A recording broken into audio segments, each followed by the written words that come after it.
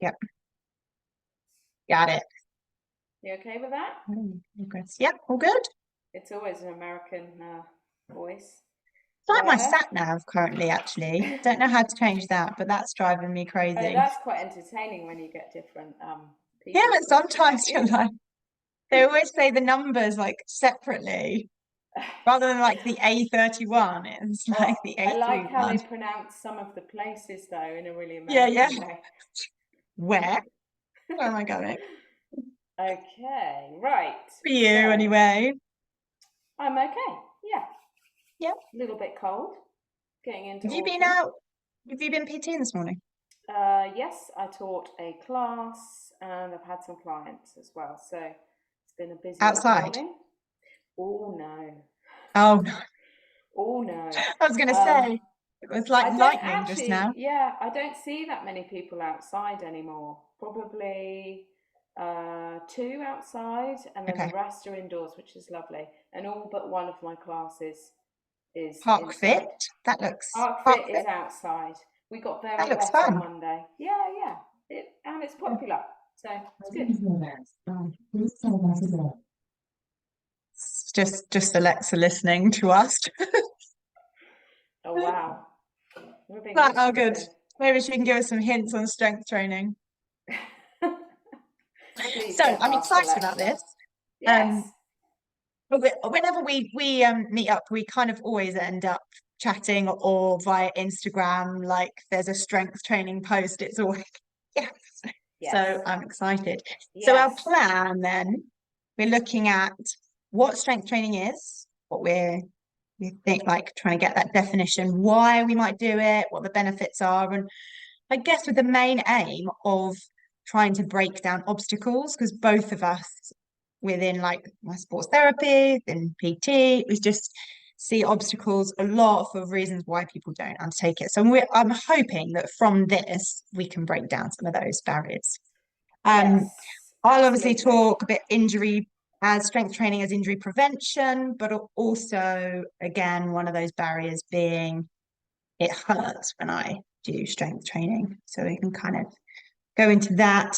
And then I guess your kind of prescription of strength training frequency, how to what that kind of strength training actually means in terms of do we need to Yeah. overload I and think that that's what kind of people thing. So ask me a lot is, what actually is it? Well, what does it look like in my week? What will I be doing? What will I need? Because people tell yep, me that they don't have equipment. I hear that quite a yep, lot. So we'll talk about that as well. I think generally people also worry that they have to really know it looks from the outside quite complicated, but actually mm, it can be very, very simple. And it's just yes, about where you're starting from. Um, and also in terms of men and women, there's often differences. Men feel like they know what, or they should know what they're doing. yeah, Women feel that it's not for women, it's more for men. So it's about yeah, addressing some of those concerns as well. Um, yeah, definitely, yeah, and of course, about putting on muscle too. Um, yeah. What's your view on that? Where do you? well, I've always kind of sold strength training to people. People do come to me wanting to change also, Yeah, how they look, or they want to lose weight, or they want to get fitter and stronger. And strength training is amazing for changing how you look, but it's yeah, not necessarily going to make you completely bulk up. no, Um, you need a specific targeted program in order to be able to do that. That doesn't just happen because you pick up a hmm dumbbell once a week. It yeah, is a completely different ball game. So that doesn't happen, absolutely, yeah, and that's not what people need to be worried about. What we're thinking about is being strong, and I always tell people we're being strong for life. yeah, That's yeah, that's exactly. generally what it is. Being able to do the things we want to do in life, maintain doing those things that we want to do as we get older, and also prevent injuries too. Yeah, yeah. I used to train with when I worked at the sports park, I used to train with a S&C coach. And if we did sessions together, I was like, this is as a previous horse rider, so bum and thighs were always, well worked. Um, I was like, I'm gonna get bigger. And he's like, you don't have the testosterone required to get bigger. And I actually, and whilst that's definitely true, I think it's also about trying to break down this preconceived idea of what a woman should look like as well. And that we actually, with strength training, you probably will get a bit bigger in terms of if you measured, because muscle mass there is, but it's about a complete change in appearance as well, and so much healthier, just Yeah, looks so much healthier with having that. And hopefully that's more in our past, that yeah, feeling of not being allowed to look like even a remote element of bulky was there. And I used to say to him, your concept of what big is different to mine. But actually it was me that needed to change that thought process on how I should look, because what I'd been sold wasn't healthy. And no, no, absolutely. And if you like me, I came actually being that bit from, stronger. yeah. Um, so I started out strength training when I was 18 and going into a gym, which was the only thing available to me at the time, the local leisure centre. Um, and at that time, when women went into the area where all the weights were, because it was all separate, it wasn't, it Yeah. was looked at as like, oh, what's she doing? What, Mm. and the reactions were quite interesting, not only from blokes that were already doing it, but from the women as well, who at that time in the 90s, you were amazing if you could stay on the stepper for an hour. That Yes. that was where Yeah. we were. We weren't Yeah. over lifting the dumbbells. Um, Yeah. and I definitely think things have changed now. Yeah, I It's do. Yeah, yeah, definitely. it's Yeah. gone. We all need to strength train, and I think most people realise this. It's where do I start if I've never done it Yes. before? Will I Mm. hurt myself? How do I do it properly? And just some nuts and bolts of making it simple, making it effective, and making it safe for everyone. Yeah, that's it. Yeah. Where would you start then? So, what would you consider to be strength training? Because I suppose in itself, just that term is quite an obstacle for people to overcome because it's scary in itself. Yeah, I think it's helpful to talk about resistance, Okay. um, Yeah. and what resistance you'll use, because Mhm. that's going to be different for everyone. Yeah. If you are somebody that has never done any strength training before, you're going to be using the resistance of your own body weight. Yeah. You're not going to Yep. be adding an external resistance before you have mastered good technique, Mm. good form, and good posture whilst doing body weight exercises.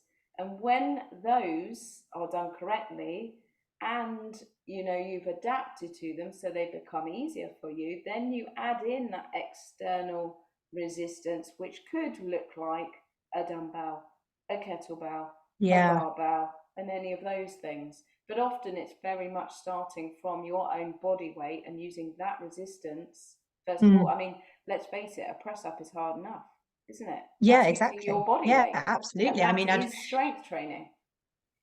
yeah, definitely. And I think to kind of add to that point and accentuate that resistance, I think resistance training is probably a really, really good way of talking about it rather than strength training. But from an injury perspective, just do see too many people that jump that first part. And because people's goals a lot of the time will be losing weight and aesthetics, and the I suppose still accepted way that that happens quicker is cardio, but now we're doing a little bit of weights and it becomes very boot camp kind of orientated, and you're still only using body weight, but you're jumping, so jump squats and things like that. um and then adding load onto that without having mastered the real basics and the technique first. And I think those movement patterns, learning those puts you in such a great position going forward. So, and actually jumping too far over into those weighted exercises, leaves you more susceptible to injury, which is likely to, but also realizing that that isn't where you should be starting. So it's actually not quite as scary to think I need to be lifting those weights. Exactly. Everything from both my perspective and yours suggests we should be going Mm. body weighted, technical Yes. first. So if you think about foundations, you have to lay those foundations first. Like you wouldn't build a house if you didn't have foundations on it, it would fall over. So Yeah. you need to build the proper foundations in first, and that is good technique and being able to uh, correctly perform some Mm. basic exercises like a squat, like a press up, like a deadlift, like a shoulder press, and do all of those things well before you add anything else in. And I think you're right, Hmm. people do skip that because they think, I need to do strength training, I must pick up some dumbbells, and that's not necessarily appropriate for everyone. For example, a squat can be, and I do this with clients, sit on a chair and get back up again. That is a squat. If you Yeah.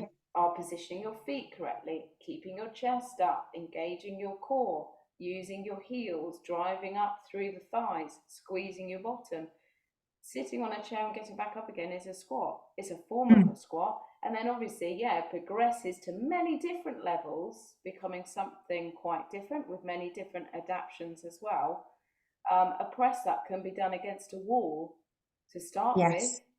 and then it progresses down to become harder and using more of your Hmm. own body weight. Um, all of those things are what we would call progressive overload. So you start on one thing, and then when it gets easier, your body adapts. You add either a different technique, a different weight, and then you keep going up that progressive ladder. But if you start here and you suddenly go up to the top, Yeah, yeah, you're going to get yeah, some injuries there. definitely. Yeah. I mean, I always talk about ultimately you've got tissue capacity. So whether you're talking muscle or tendon, or I mean, even the nervous system, and hugely the nervous system, and with certain injuries, I'll go into this in a bit more, but you have a capacity. And usually that's set by your brain to protect you, to make sure that you don't go over that point, but you have that capacity there. And we should be trying to sit underneath that and gradually push that capacity up, not jump in over the top of it, because continuously jumping in over the top of that capacity is then where injuries take place. So it's fine. I think it can be a tricky thing to find where your capacity is, and starting super low and progressively building to the point where you're like, okay, now I feel like I've found that. So whether that's the frequency in which you do it or the weight that you actually lift, or there's a lot of different variables that Mm, can be changed in order to find that point. But I think it's really beneficial to take the time to find that yeah, I point agree with you. so that you don't jump in over the top. And it's often then something that you've kind of gone new time. I really want to achieve this. It's 3 times a week. That's not sustainable in itself. And whether it's the fact that it's not sustainable from a time perspective, whether that stops you, or actually whether niggles, injuries, and things like that stop you. Mm, But hitting that lower and the technical side of things yeah, first, I it think is is really important. important. And there's many different ways that you can then, when you find your level that you've adapted to, many different ways that you can progressively overload. It doesn't just have to be, right, okay, I find now for example, I was using 5 kilograms as a dumbbell, and that's easy for me. So now I'm going to go and jump up to 7 or 8 kilograms. It doesn't have to just be adding more and more and more weight. You can do more repetitions. We'll talk Hmm. about that in a minute. You can Yeah. also change the tempo of your exercise as well. And some people forget about tempo. Okay, yep. Um, so there's, like you said, a few variables that you can play with to just gently nudge up and make those progressions without just adding more and more and more weight and getting heavier and heavier and heavier. In terms of like where to start, if you are completing some good foundation exercises, I always recommend to people that they should be doing 8 to 10 reps. And when Okay, you yep. get to number 8 and 9 and 10, then that should feel challenging. Yeah, If it isn't, it's easy, yep. then you need to make some progressions to make it harder at the end. Mm-hmm. And that can be more weight, it can be maybe going up to 15 repetitions, it can be less rest in between your little sets, it can be tempo as well. So Okay, yep. 8, 9, and 10 need to be challenging, and I would always recommend doing 3 sets of that. So if I was going to do my squats, I would do 8 to 10 repetitions, have a rest, and do that 3 times. Mm-hmm. When you adapt to it, that's when you add in a different component to change, a different variable to change, and then you are progressively overloading. If you keep doing the same thing and it's easy, your body doesn't Mm-hmm. adapt to it, you're not getting the benefits. So it's Mm-hmm. about, going up that level, next step, Yeah, progressively. yeah. Where would you think for people to start in terms of perhaps they don't want to join a gym and just go in and do that. So you've obviously got personal training options that people could seek to do. I guess in a gym, they could get a gym instructor to kind of set a program from that. Classes.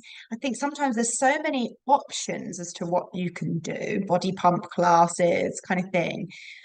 And I suppose the answer to this maybe it's slightly different for everybody, but where is a good place to start for people? Yeah, I think again it is different for everyone because everyone has their own time schedule and their accessibility to, if you want to Mm, go to a gym, where is it? Is it half an hour and it's just not doable? If it's at home, have you got a couple of bits of kit that you can use? It's going to be different for everyone. mm, Home workouts are good. Gym workouts are good. It's about what really is right for you, to be honest. I mean, yeah, obviously in a gym you've got a lot more equipment to yeah. play with, but Hmm. equally that can be a little bit daunting as well because there's so Yes, much and what do we do with it all? But yes, yeah. if you were starting at home, I would say, firstly you need a good mat. I would get yourself a pair of dumbbells, 2 sets of them. I would get a lighter set and a heavier set. Hmm.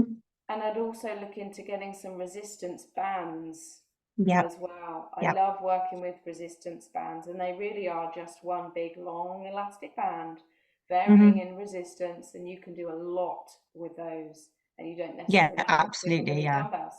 Yeah. Yeah. I mean, that's great, isn't it? That's a really good place to start, just at home, with that small amount of equipment there. Um, and yeah, I suppose if you're a gym, you've got the option of so many different things that can be an issue as well as to not knowing quite where to go with that. Um, I think if I get in clinic, somebody who we're working through rehab, and a lot for me, rehab is strength training, just quite specific and focused. So, but I don't necessarily then have the time to give whole body program. And I would then see the fixed weights machines as a safer place to start, as where I can't then coach technique and a need to coach technique and things like that. Would you agree with that or? Um, yeah, I would. I mean, fixed resistance machines obviously have their place. Mm, They will generally give you that supportive mechanism to be able to lift that weight, and it's a safe way to do that. They're not always used well, it doesn't mean that you're going to sit on a fixed resistance machine and suddenly you've got amazing technique. They're very often used incorrectly. Yeah, Um, yeah, but equally, having the freedom to move your own body without being in a fixed place can be, for some people, the safest option. So yeah. it's about what's right for different people. And it's worth Mm. getting some So I advice on think that it's if you're going probably into a gym.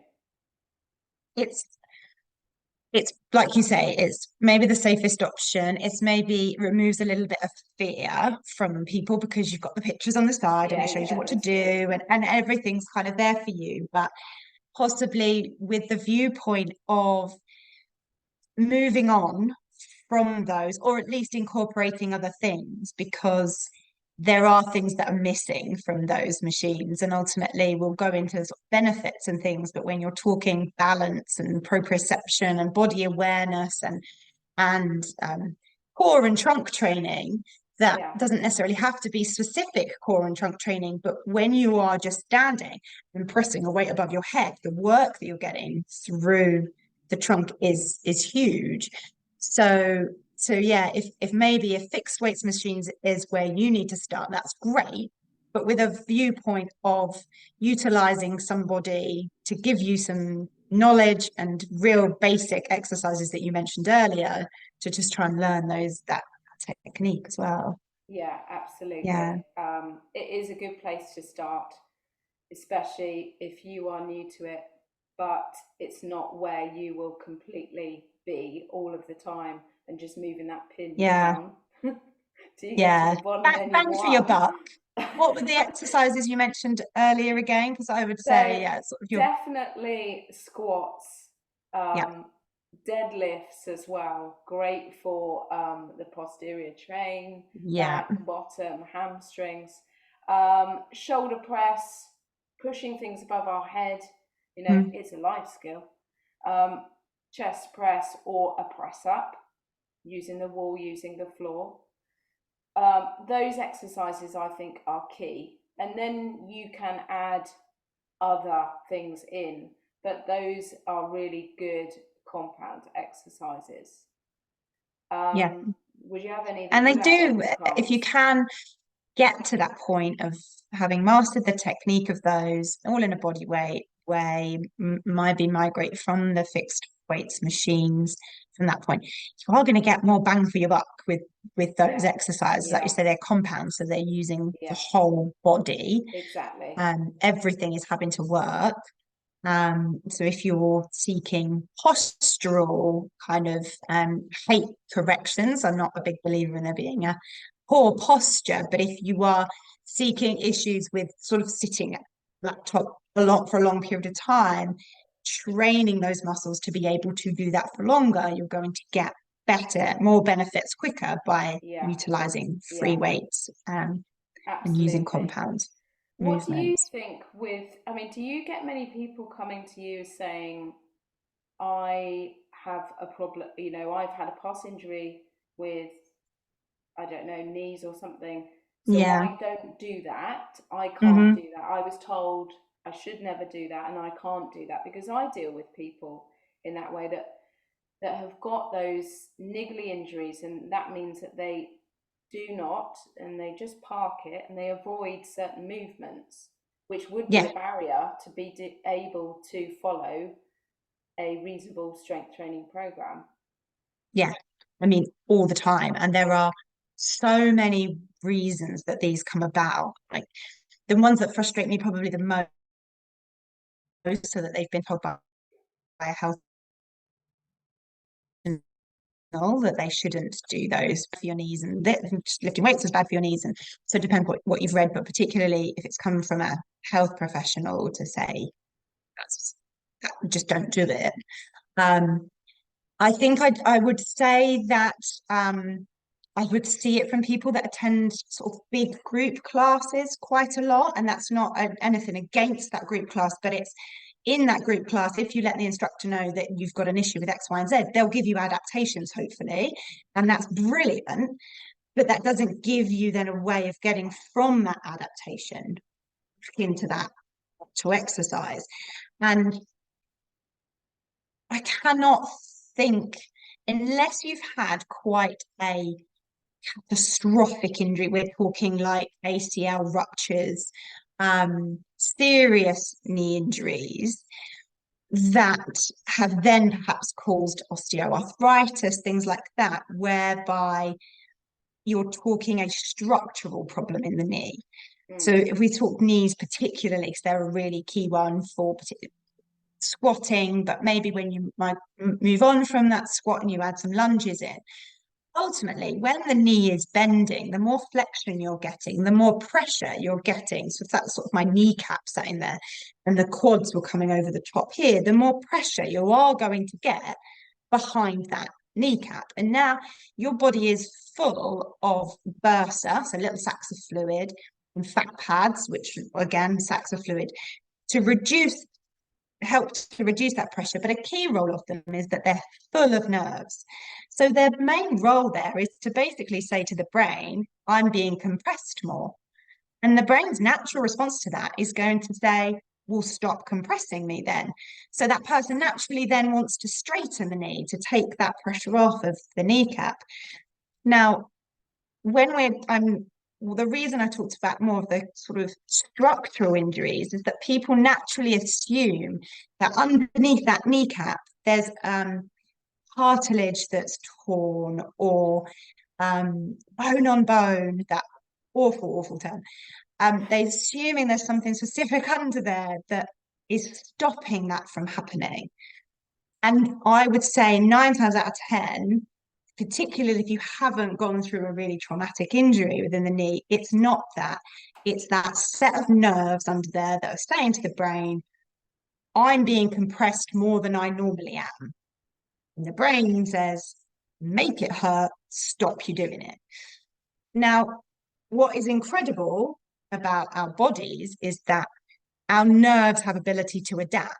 So progressively, slowly doing it more, those nerves will react and they will send messages to the brain, and the brain will kind of go, well, okay, well, last time you did it, nothing serious happened. So that seems reasonable. So we can carry on with that. So your tolerance is just gently lifting. Um, if you suddenly throw a weight on the back and it's a bit too much, then the pressure's greater, the stimulation to the nerves is greater, it sends signals to the brain. The brain goes, well, we need to protect the knee, tell them it hurts, stop doing it. But if you just either reduce the depth, take the weight off, maybe reduce the reps, my tendency is to try from an adaptation perspective to not change the exercise where possible. So if the lunge is a problem, change the height, take the weight off, hold on for something, take your body weight off, but keep the exercise. And if we can get it pain-free, we can just build on that. So then you're just adding on your body weight, just encouraging those nerves that are sat underneath that kneecap to not spark so quickly, or encourage the brain to sort of say, well, that's quite normal for me. So, or normal for us, that's a normal level. We'll dismiss it. Yeah, So it that's definitely is interesting. about trying to keep that exercise there, Yeah. um, and not adapt away from it and never to return to it Yeah. again. That is Um, interesting because people do avoid things, and you said lunges. I mean, that's the most commonly avoided exercise, I think. hmm. Often people will tell me, I can't do lunges, I've got bad knees, and Yeah, yeah, it's yeah, it is. and in a class-based scenario, generally I try and give them something else because Yes, you're in you've that got. scenario. But if you're working one to one with somebody, you can get down to the nuts and bolts of what and why, and then move Mhm. forward from it. It's interesting Yep. because I just had a complete light bulb moment that when I was 18, I had a bit of a bad back, and I went to see a physio for my bad back, and I'm actually lordotic, so the Yep. lower part of my spine curves more than most people.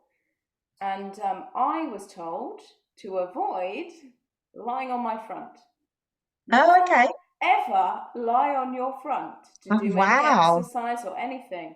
Not what I should have been told, Pilates, stretch your hip flexors, those Yeah, things. yeah. But instead, I was told never to lie on my front, and Yeah, which that's is ridiculous, isn't it? Really? yeah, it's frightening information because what are you when you're asleep? And I do have people that say, should I, is it bad for me to sleep in this certain way? And my answer is always the same, is does it matter? Because I can't change, you can't change how you sleep. Like as soon as you're asleep. And I also think give your body some credit, give your brain some credit for the fact that if you were lying in a position that was going to be seriously detrimental to your health and your physical, I think you might wake up. Um, so Yeah, it yeah, that's just not beneficial at all. And yeah, I don't think I'm trying to think of any clients that I've seen where I would ever say that there's something that they should never do. I think if you are progressive mm, enough, mm, and I'm not saying that's easy because I definitely have learned over the course of my career that saying like leaving somebody saying it'll be fine as long as you're progressive, as long as you're progressive is awful because what does progressive mean? And actually giving some parameters in which they can be progressive within, um, rather than necessarily marking out, right, this week you do that, that week you do that, that week you do that, but just giving some markers as to what progressive is. But provided you do progress gradually, can't see a yeah, reason to there to be anything that you then can't do. People's journey might be different, and what progressive looks like might be different. Like I mentioned with osteoarthritic joints, particularly joints that have got to the point where they are structurally now. So we can kind of looking at shoulders, but structurally you can't get external rotation. If you can't get external mm, rotation, you can't do a shoulder press. So you are going to have to adapt, and therefore you will never. You're not going to get that range back because there yeah, have been structural changes within the joint. And that's definitely something that I will always assess for is to be looking at, well, can the joint go there if I move it? If it's mm, painful to do it for you, but we can get it there if you're lying on the floor or if I move it to there. It's very unlikely that we've got major structural changes within the joint, and therefore it's capable of doing it. It's just about yeah, how we get you to the point. Um, mm, so yeah, shoulders yeah, another yeah. common Shoulders and um knees, I'd say. barrier. Do you see shoulders quite a bit? Yes, I do. Mm, I've got one lady with quite a bad shoulder at the moment, so okay. we're having to adjust things because there's only so much movement that she's actually got from that shoulder, Okay. um, which has been an old injury that's reoccurred really. Yeah. But yeah, as long as you manage it sensibly, there's no Mm, reason why you shouldn't be able to do something. Um, and yeah, yeah, I think it is. sometimes it's getting that support to feel. I think if you've had an injury before and you're trying something new, then it Mm, can be a little bit worrying that, oh, this is going to kick it off again. yep. Um, Yep. if people think they're prone to injury or niggles Mm, and things like that, if I start doing this new activity, I'm going to start those niggles off or create something else. But yeah, it's about managing it and, yeah. as And we said, doing those foundations I think it's first. also, yeah, definitely building those foundations. And whilst this may seem counterintuitive to people, particularly if a squat is painful to begin with, and somebody that will say they have bad knees and how am I going to cure these bad knees, and you say, well, to squat and they're like, but squatting hurts. So to then say getting the idea that the strength training will improve the bad knees, and it will improve, and that's where we kind of come in with so many other benefits of strength training as well, in that gaining that strength in and around that knee, gaining the strength in and around the shoulder. The big shoulder's a big one because it has such a huge range of motion. It Yeah. requires a lot of strength in order to perform some of these movements. But um, gaining that strength as well as improved balance, improved proprioception, your awareness of where your body is. I see changes in people's pain quicker than you would get strength changes. So if we're thinking 6 weeks is sort of the period of a consistent strength training plan, would be when you would get those strength changes. If I'm seeing improvements in pain in 2 weeks, it's not because they've gained strength, but the strength training, the rehab strength exercises have given them a better awareness, have improved the brain's ability to stay calm when it comes to some of these exercises. It's exposure to those movements that is making the difference. So there's just more benefits to doing strength training than just purely gaining Yeah. strength. Then gaining muscle. Yes, exactly. And range of motion is certainly something that I'm a big believer in strength training. If you're training through range of motion, so doing full movements, and again, I guess this is a pretty great reason for the free weighted sort of argument rather than the static machines. Fixed. Yeah. You're more likely to see longer term changes in your range of motion than laying down doing static stretches. So you get those changes as well by doing the strength training. Absolutely. Yeah. Yeah. Okay. Good. How did we mention talking about sort of that progressive overload? Talk about frequency. How often? Yeah. It's an interesting one with how often you should do it. And I think it will vary from person to person. Usually, what time do we actually have during the week? Are you Yeah. someone that can go to the gym 3 times a week? Have you got time for that? Or, really, actually, are you realistically looking at once a week? I would say that Mm. twice a week would be ideal. You will see some Yeah. benefits from that and some Yeah. changes. However, if you've only got once a week, but you're consistently a once a weeker, then that's going to give Yeah. you some benefits rather than, you tackling a 4-day program and bailing out on week 3. Yeah, absolutely.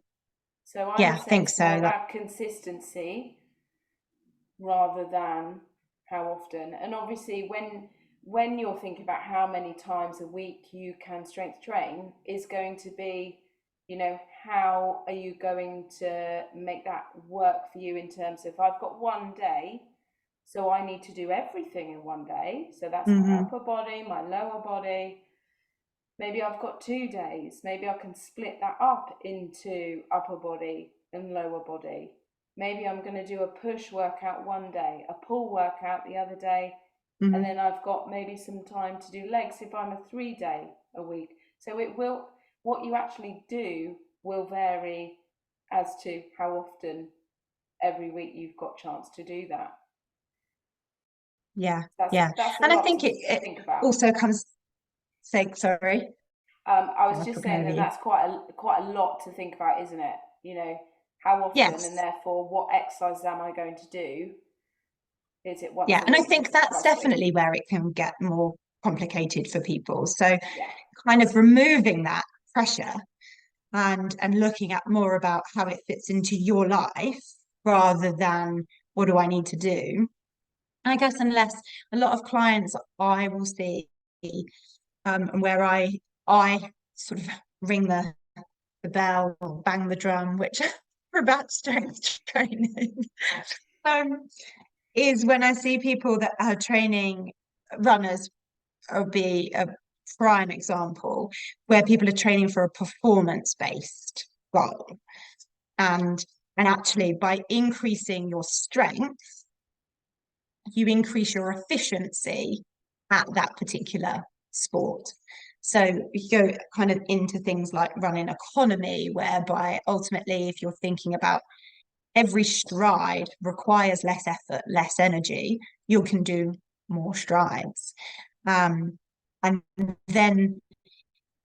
then working out where to put that in programs, because I did have a question, so that's sort of more for that demographic of person who's thinking about strength training for performance gains. I did have a question come in about, as an endurance runner, a long distance runner, and I want to start strength training, and I know the benefits of that strength training are there.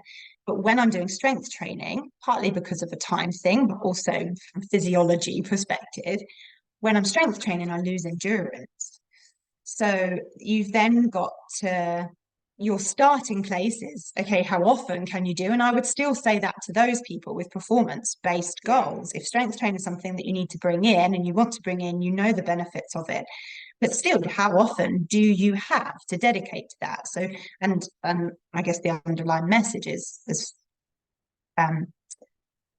bringing that in for when it works for you, but consistently will get you kind of those results. But my general answer to that question is try not to have too many goals. And I think that applies to all people as to what Yeah, they're I doing, think is so. trying not to having an endurance-based goal and a strength-based goal at the same time, and two things that when you're training quite at a higher level, they're going to work against each other a little bit because you just can't get the recovery in that's needed. So have a singular goal with what it is that you're trying to achieve. So whether that's a strength training at that point, and then come back to your endurance, because we know that having gained that strength, your endurance will be better because each stride requires less effort and energy. Yeah. But it equally is true of also saying, when you're coming into that strength training, what do you want to achieve, and making sure that those goals are Yeah, achievable, so that you don't end up absolutely. stopping. I think, um, yeah, we only have so many hours in the day, don't we? We need to be clear on what we're trying to achieve from it. yeah, definitely. Yeah, grand. My dog's here. Oh, is that He's I've actually been really mean, and he's so my dog needy. tends to struggle when I'm talking to a screen. It's just like Yes. there'll just be sort of a general whining in the background of, are you talking to me? You're not looking at me. What are you doing? He's just staring at me with his lovely eyes. I guess he's quite used Yeah. to you just chatting to a camera, He isn't gets, he? Yeah. whenever I'm teaching, he gets Oh. involved. He walks, along. Everyone says hello to him. Sometimes he sits Oh. there. When I teach Pilates, sometimes he will sit. If I'm lying down, he will sit where my head is. So I look like I've got the body of a lady and the head of a dog. Head of a It's dog. really weird. Animals. Brilliant. Oh, bless. Oh, well, thank you. That was That's good. all right. Do we think we covered most things? I like I that. think Yeah, I think so. most things we set out to. Yeah, I'd say so. Yeah, just having a check on my little list. I think so. Wow. I guess it would be good for people to know where to find you, so or contact you if they've got any questions. Yes. So Instagram, I'm at Lindsey Wright Fitness, and Facebook, Lindsey Wright Fitness as well. So very easy, and from that you can WhatsApp me as well, Oh, which is brilliant. probably That's the good. Yep. quickest way to get a response. Yeah, yeah, definitely. Yeah, I quite enjoyed that when WhatsApp for Business came out, and you can Oh, it's great. add that on, because Yeah, it's there's really too good. many forms of communication, isn't there? I know And I I get can't keep up with all lost. the different inboxes. I Mm, do get lost. It's a lot to yeah, keep on top of, isn't it? yeah, definitely. Well, I'm DS Sports Therapy on Instagram, and quite annoyingly, Sports Therapy DS on Facebook. I don't know why. Okay. Well, Like that's lack of easy. foresight there. It's all there. But yeah, I'm easily contactable through both of those. Thank you very Brilliant. much. Well, thank you. Have a good rest of your day.